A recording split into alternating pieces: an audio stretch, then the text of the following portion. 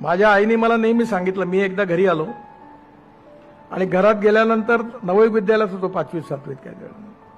मी आतमध्ये गेलो, डब्यातले लाडू खाल्ले. माझा दोस्त बाहेर बसला होता.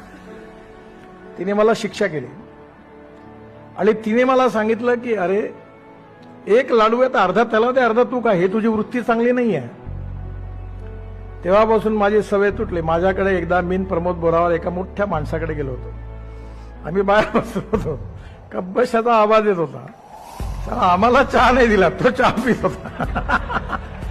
तर आम्ही म्हणलो आता भाषण खूप देत आहे मोठं मोठं, पण आम्हाला चहा नाही देत म्हणलं. हे छोट्या छोट्या गोष्टी होत्या. आणि म्हणून व्यवहारामध्ये मला सवय लागली की आता मी जर नाश्ता करेन, कोणी आला तर मी त्याला म्हणतो बैस. माझ्याकडे दिल्लीला 14 लोकांचा डायनिंग टेबल आहे, कारण खूप लोक आले तर म्हणतो बसा. ही जे कुठेतरी संस्कार होतात हे छोट्या छोट्या अशा कार्यक्रमातून, व्यक्तींच्या सहवासून